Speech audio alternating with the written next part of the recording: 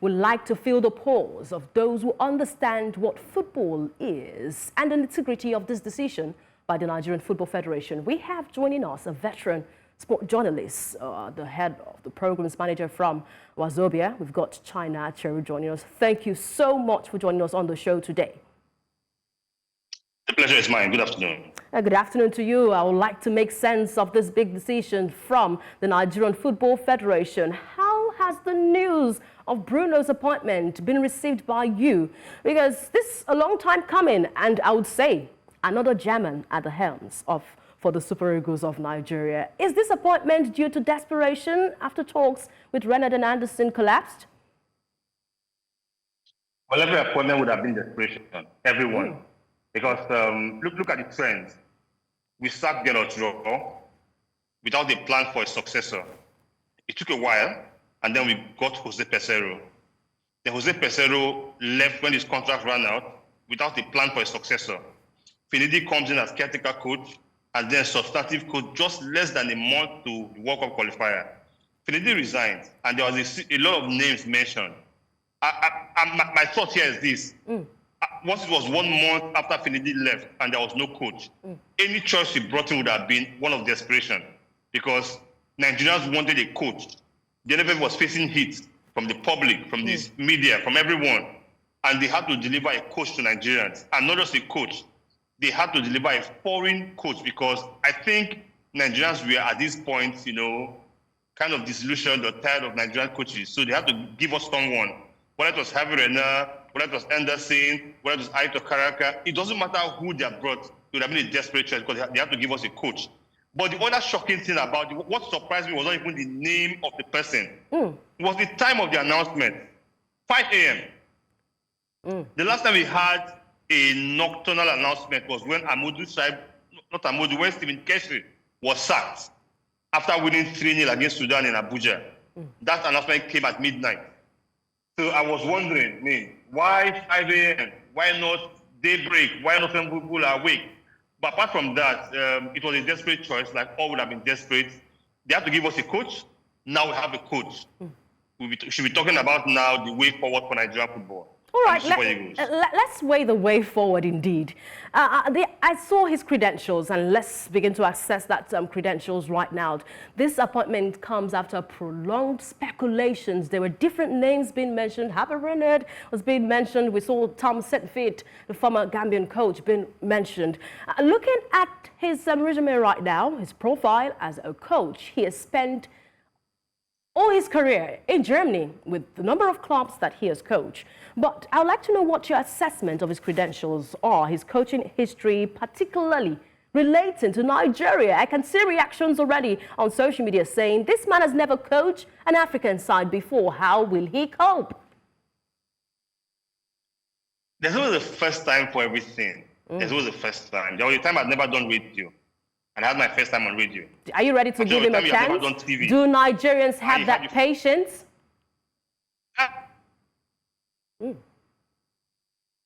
He's been appointed about 8 days or about 10 days to a crucial game. Yes.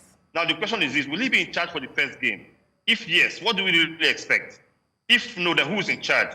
Who takes the blame if we don't win? Right now, we want to get the best coach. I'm sure Nigerians want to get a Jose Mourinho, want to bring Arsene Wenger out of retirement, want to get the best coaches. We can't afford the best coaches. So we'll go for coaches like this. Now let me remind Nigerians. When Clemens Westhoff came to Nigeria in 1989, I don't think he had worked in Africa before then. He had nothing in his credentials that showed he would be a good coach. But it turned out to be one of our best coaches by what he did for the country. So let me not judge a man by credentials, because we can't afford those coaches with the real credentials. We can't afford them. And that's the bitter truth about it. We have Labbadia because Nigeria wanted a coach. We have a coach. We set up Peseiro to fail. We set up Finidi to fail. We have somebody. Let's not set him up to fail. How did we set up these coaches you just mentioned to fail? I would really love to know, because I've heard these as a cliche a long time. We set up Jose Peseiro to fail. We set up Finidi to fail. How did we set these coaches up to fail? How do we avert this from happening to Bruno Labbadia?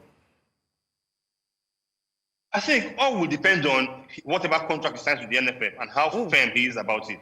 It will depend on that. But if he looks like a man that can be tossed and turned around, then he might get maybe the Finidi treatment, maybe the Keshi treatment, maybe whatever treatment we have given any other coach. Now, instead of Finidi to fail, because Finidi was appointed as coach about 3 weeks to a crucial game, right? Okay. Now, just before that game held, there was a nationwide strike. That means players could not join the team. So he had little time to prepare and lots of distractions. Yes, he didn't cover himself in glory. Drawing us into South Africa can be forgiven, but losing at Benin Republic cannot be forgiven. So he also didn't cover himself with glory. But I felt at the time he lost that game to Benin Republic, he had 4 months to prepare for a fresh set of qualifiers. That meeting, they came out of and said, we are going to get a foreign coach. I think that just showed how much we regarded him. Same as Peseiro. You don't get a coach who takes you. We can say a lot about his style. We can say a lot about that. But who takes you to the final of the AFCON? You know his contract expires. You fail to renew his contract without a plan for a new coach. That has been the mess Nigerian Football Association or Federation has been about for a long time. Now you're bringing a Bruno Labbadia, who we all have doubts. Go on social media. Everybody has their fans out. Yeah. He has not coached outside Germany. I've looked at his track record. He has not really had success in any club. In one of the clubs, he was sacked after 3 games. After he lost his first 3 games, on the bottom of the table. He has led the club to relegation playoff. He has, I think, one of about his best was 9th position, or maybe 7th position. He has not really had a good track. So we are watching. But the truth is that the next step cannot be the same as the previous step. So maybe he comes to Nigeria, he becomes the Clement Westerhoff. Maybe. All right. We never can tell. So what he needs is support from the Federation. What he needs is the NFF at every point affirming that he's their man and they support him. Now, regardless of our first result, it's a fresh qualifier. This is not the World Cup. This is the AFCON qualifier. We have 6 games to play. That because he has just 10 days or 9 days for his first game, it means that we should not tear our hairs out because of the result of the first game. Because we have no coach. It have either been Austin Guavoy or Salisu Yusuf or me coaching the team next week. It can be anybody. So if Labbadia has come, I think that we shouldn't be looking at that first game. That is the kind of support. And that's when I see when you set up a coach to fail, you don't provide the right logistics. Players coming in trickles. There's no discipline in camp because some players have a larger-than-life attitude. That's how you set up a coach to fail. He must have your support as a federation. He must be able to take decisions and stand by them because he has your support. If you can do all that for him, then we'll see how it goes. It's 6 fresh matches, and I think we can still get to the AFCON, but the most important thing for us is the World Cup qualifiers that resume next year. And if Labbadia stays until December and into our World Cup qualifiers in March, I'm sure we can have something nice to talk about in the World Cup qualifiers. But it all depends on how we handle him. And of course, not just the media, even those on social media. Okay. Let's cover our fans and wait until after the first game. When we talk about whether it's a failure or it's... All right, China, you would agree with me that the concerns made by football-loving fans, Nigerian football-loving fans on social media and also from journalists cannot be far-fetched. Yes, they're valid concerns indeed, because we could see his managerial record all the way from the German Bundesliga, where he has spent maximum of his managerial record. I remember, Stuttgart. He had 2 stints with Stuttgart, and we can say that at one time he had to take them to relegation. But right now, without him, they are applying to trade in the UEFA Champions League right now from the German Bundesliga.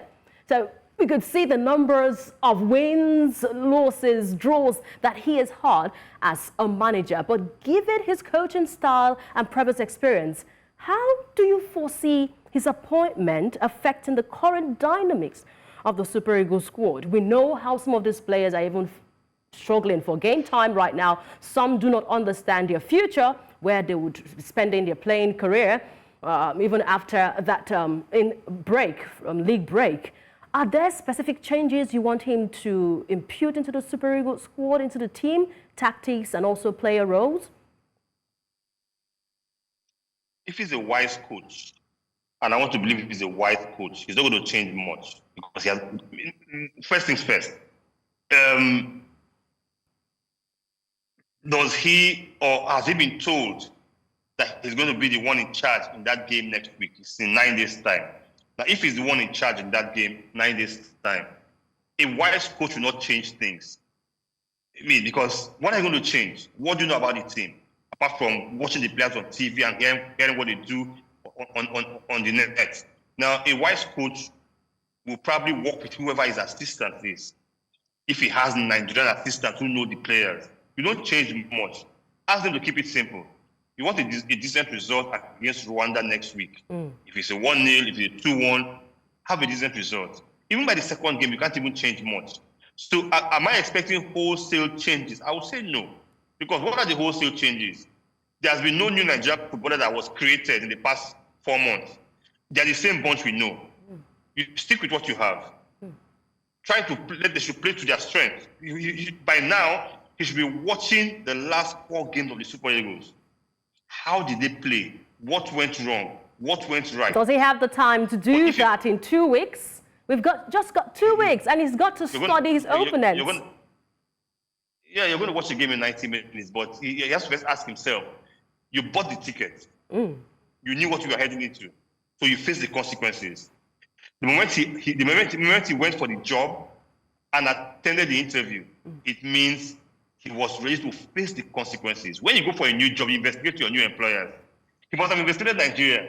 Oh, they don't pay salaries on time. Social media is always on fire. You know, the NFF don't seem to care. He knows Nigeria. He knows we are a mess. He knows us. Yet he went for the job. He should face it. So he should take time, watch the team's last games, study the team, talk to key players. If you think Osimhen is the key player, talk to him. If you think Ndidi is the key player, talk to Ndidi. He needs to have his team. He needs to have his caucus. Whether I like it or not, in the 80s, we had the Benin Mafia. Love them or loathe them, they held the national team together in the 80s. He should have his caucus because, listen, you can't afford to fail. You just can't afford to fail. Because he comes with a history of failure already. Remember, he's here with a history of failure in every club he has managed. So we expect him to fail. How do you prove us wrong? He must begin to think out of the box and commit beyond coaching. Get your team together. Know your key players. Those that will die, will fight and die for you. Get them together. They will rally the troops around for you. Listen, and I remember back in the West South days, West South believed so much in Stephen Keshi because he felt with Keshi had a coach on the pitch. And coaches have those kind of players. Listen, it's not about tactics for this game. It's not about tactics because when the referee sounds that whistle, players don't even care about the coach anymore. They do what they have to do to win the game. So who do you think can win the game for? Is it Osimhen? Is it Boniface? Is it Ndidi? Is it Wabali? Who is that player? Who are those players? He should be talking to them at this time. Because listen, he has just 8 days. I don't envy him except his pay packets. That's all I envy about him right now. Indeed. Though another German at the helms right now for the Super Eagles of Nigeria, they have experienced a series of coaching changes. But I must tell you, the fans will take nothing but a win in the first game in Uyo there because we know what happened in against South Africa for the World Cup qualifiers. The fact that a German broke the record being the longest-serving coach for the Super Eagles of Nigeria, what pressure do you think awaits him in the hands of the fans? Talking about Labbadia at this time, we know what happened to Genethro and how the fans, ignited the demand to have him changed, to have him sacked as the Super Eagles head coach. What pressure awaits Bruno Labbadia? Genethro came at the time that Nigerian football was on the down low. We had missed 2 AFCONs. He came in, he took us to the AFCON, got us to the semi-final, got us to the World Cup. Then the football started going down. But Genethro had those who backed him, who felt he took us from this point to this point. Let's give him a chance. Now, some other coaches don't get that kind of, favors from the fans. Now, let me tell you something. We hope we win next week. We hope we win. But in the event of a draw or a loss, a lot of Nigerians will make excuses for him. Are you sure they would make excuses for him? You're sure that critics will not come? They will. They will. One, he's a foreign coach. We are going to give a foreign coach more leeway than we'll give a Nigerian coach. 2, we must accept the fact that he had just 8 or 9 days to do the job. We must accept that fact. We're going to look at the fact that he had just 8 or 9 days to do the job. We're going to give him a chance until probably the second game. By the time he plays 2 games and we have 1 month to either celebrate results or criticize bad performances, then we will see the true color of Nigerians. China, are you saying that? China, are you saying that we should still have this patience, even with the fact that our ticket to the 2026 World Cup is hanging in the balance right now? You think we should still have that patience going for that ticket to the AFCON, AFCON?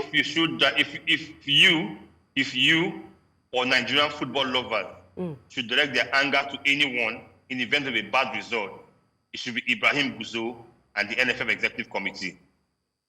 It should be them. Because the former coach resigned 2 months ago. You don't go to the market where you don't have funds. So because you couldn't afford, what was that choice? What's that thing they say? When the desirable is not available, the available becomes desirable. It's something like that. Now, we couldn't get what we desired. So what was available became desired. So you're practically saying the fans should channel their anger to the Nigerian Football Federation administration. It's as simple as that. It's as simple as that. Our anger should go to them. But I'm acting like I'm predicting a bad result. I'm not. Listen, I'll be in New York for the game. I'll be rooting for the Super Eagles, just like I'll be reporting the game. And I hope we'll win the game. I want us to win. I'm Nigerian. My blood ties are Nigerian. But in the event of a loss or a draw, I'm going to keep my head up and tell myself, he had just 8 days or 9 days to perform. And there's no way I would have expected magic. So when you go to a football game, you can only get 3 results, win, loss, or draw. Let's brace ourselves. Let's expect a win, but be prepared in case we don't win. It's as simple as that. All right. I'm hoping that we can continue this conversation in our subsequent editions of the show. We've been speaking to the programs manager for Wazobia, sport journalist, a veteran one at that, China Acheru. Thank you so much for your thoughts on the show today. I'm hoping that the Nigerian Football Federation can pick a thing or few from these conversations. I hope they do. They are watching. They are watching.